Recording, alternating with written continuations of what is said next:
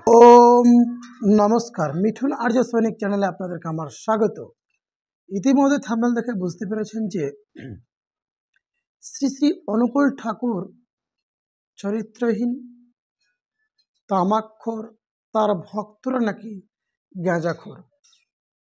तो যাই হোক, আমি জানি যারা অনুকূল ঠাকুরের দীক্ষিত তারা দুঃখ পাবেন, কিন্তু তাদের সর্বাগ্রে আমি ক্ষমা চাইছি এই কারণে যে এই সমস্ত কথাগুলি আমি বলিনি, এই সমস্ত তথ্যগুলি আমি বলিনি, বলেছেন যিনি তিনি হলেন ইনি। আশা করি ব্যাপারটা বুঝতে পারছেন। তো উনি কি বলেছেন তার ভিডিওতে আমি আপনাদের সামনে উপস্থিত করব। কিন্তু হ্যাঁ, উনি যাই বলুক না কেন ওনার জন্য কিন্তু এই চ্যানেল কোনো রকমভাবে দায়ী থাকবে না। কারণ শুধুমাত্র উনি যা বলেছেন এই চ্যানেলের মাধ্যম দিয়ে আমি শুধু এইটুকু আপনাদেরকে দেখাতে চাই যে তিনি কি প্রচার করতে চাইছেন। তো যাই হোক, কোনো রকমভাবে আবারও বলছি, নমস্কার জানিয়ে কোনো রকমভাবে কিন্তু আমি বা আমার এই চ্যানেল কোনো রকমভাবে কোনো কারো গুরুদেবকে বা সম্মানীয় ব্যক্তিদেরকে নিয়ে আমি কখনোই কটু কথা বলতে রাজি নই বা উপস্থিত নই। তাই ইনি যা বলতে চেয়েছেন সেটি আপনাদেরকে আমি শোনাতে চাইব। কিন্তু হ্যাঁ, ওনার বক্তব্য শুনে এই চ্যানেলকে কোনো রকমভাবে গালাগালি বা কুৎসিত মন্তব্য করবেন না, কারণ এই সমস্ত তথ্য বা কথা আমার নয়, ইনার। তাই উনি যেটা বলতে চাইছেন সেটি আমি আপনাদেরকে শোনাতে চাইছি। শুনুন উনি কি বলেছেন। কালী ব্রহ্মা বিষ্ণু কেউ ভগবান নয়, জগৎ জুড়ে পুরুষোত্তম শ্রী শ্রী অনুকূলময়। বুঝলেন বন্ধুরা, দুর্গা কালী ব্রহ্মা বিষ্ণু এরা কেউই ভগবান নয়। আসলে ভগবান হচ্ছে এই তামাকখোর। হ্যাঁ, এটা আমি বলছি না। আজ এই ভিডিওতে প্রতিকূলের ধুতি টেনে খুলে দেওয়া হবে। তাই বন্ধুদের কাছে বিনীত অনুরোধ, ভিডিওটা স্কিপ না করে সম্পূর্ণ ভিডিওটা দেখুন। স্কিপ করলে গুরুত্বপূর্ণ পয়েন্টগুলো মিস করে যেতে পারেন। যেমন তামাকখোর ভগবান, তেমনি রয়েছে তার কিছু গাঁজাখোর ভক্ত। চলুন আগে সেই ভক্তের কীর্তনটা শুনে নেওয়া যাক, তারপর প্রভুর কিছু অমর বাণীর পর্যালোচনা এবং আলোচনা করব। ঈশ্বর এক এবং অদ্বিতীয় মান হচ্ছেন পুরুষোত্তম, তার স্বরূপ হচ্ছে পুরুষোত্তম। এই কথা বলার অর্থ এই যে ঠাকুর অনুকূলচন্দ্র কে, তার স্বরূপ কি আপনারা জেনে যান। আমি এখানে দীর্ঘ কণ্ঠে বলছি, আমি যেটুকু ভগবদ গীতা পড়েছি, যেটুকু ঠাকুরের আলোচনা প্রসঙ্গে পড়েছি, তাতে কিন্তু দায়িত্ব নিয়ে বলছি। হয়তো সংস্কারে অনেকের লাগতে পারে, কিন্তু তবু জেনে রাখুন, ব্রহ্মা বিষ্ণু মহেশ্বর, শিব কালী দুর্গা এরা কিন্তু কেউই ভগবান নন, কেউই ঈশ্বর নন। ঈশ্বর একমাত্র পুরুষোত্তম। সুতরাং জেনে যান, শ্রী ও ঠাকুর অনুকূলচন্দ্র এদেরকে সৃষ্টি করেছেন।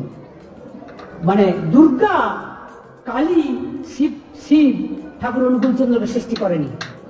কারো ব্যক্তিগত বিশ্বাস কিংবা ভাবাবেগে আঘাত দেওয়া আমাদের উদ্দেশ্য নয়, কিন্তু কোনো ব্যক্তি বা সংস্থা যদি অন্য কোনো ব্যক্তির বিশ্বাসে সরাসরি আঘাত করে তখন সে বিষয়ে কিছু বলা আমাদের মৌলিক কর্তব্যের মধ্যে এসে যায়। চলুন ঠাকুরের কিছু অমর বাণী আলোচনা করে পাপ মুক্ত হওয়া যাক। ছেলে মেয়ে একযোগে করলে পড়াশোনা, পড়ার সাথে বাড়ে প্রায় কামের উপাসনা। মানে ছেলে মেয়েদের একসাথে স্কুলে পড়া যাবে না, পড়লে নাকি কামের উদয় হয়। স্কুল কলেজের বাচ্চারা আজকালে প্রেমে পড়ে, এটা ঠিক আছে, এটুকু বুঝলাম। তাই বলে কাম? ঠাকুর আমার এই বিষয়ে, কাম বিষয়ে অনেক অ্যাডভান্স দেখছি। ঠাকুর এই কাম বিষয়ে এতটাই অ্যাডভান্স যে নিজের স্ত্রী থাকা সত্ত্বেও শালিকার সঙ্গে লাইন মেরে অবশেষে বিয়ে করতে বাধ্য হয়।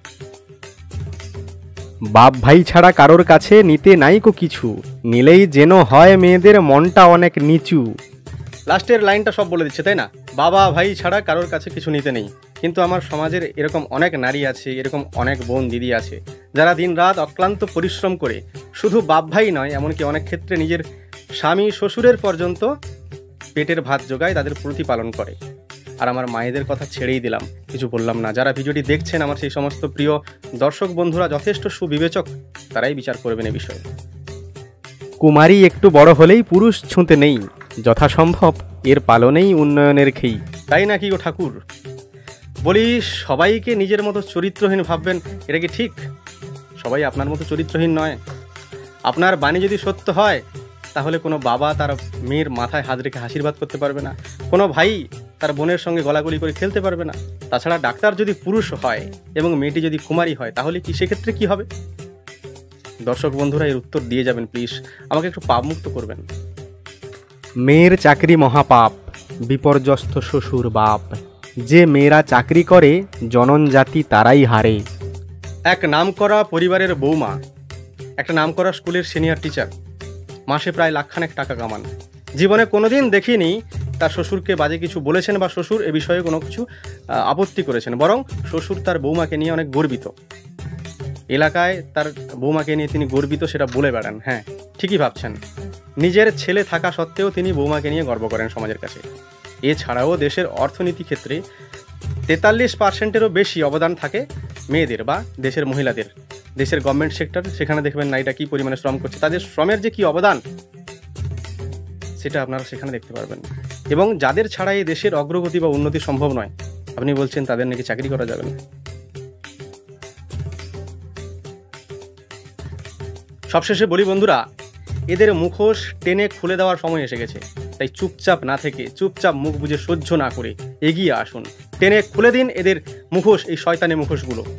এরা কোনোদিন সমাজের অগ্রগতি চায়নি, এরা কোনোদিন চায় না আমাদের মায়েরা, আমাদের বোনেরা যোগ্য সম্মান নিয়ে সমাজে মাথা উঁচু করে বাঁচুক।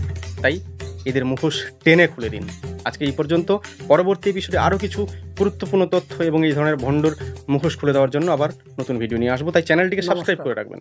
আপনারা দেখতে পেলেন যে উনি কী বললেন। আমি আবারও বলছি, এই চ্যানেল বা আমি কোনো দায়ী নই। উনি যেমনটা বলেছেন তেমনটা আপনাকে শুধুমাত্র আমি শ্রবণ করাতে চাইলাম, এই কারণে যে কোনো মহাপুরুষ বা কোনো ব্যক্তিদের গুরুকে নিয়ে এই চ্যানেল কোনো কিছু বলতে চান না। আসলে উনি কি ধর্ম প্রচার করতে চাইছেন কি চাইছেন না তার ব্যাপার, কিন্তু এই কথাগুলি যেগুলো উনি বলেছেন, ইনি যেগুলো বলেছেন সেগুলো এবং অনুকূল ঠাকুরের ভক্তের কথাগুলো, সেগুলো কোনটা ঠিক আপনাদের কাছে সেটি আপনারা জানাবেন।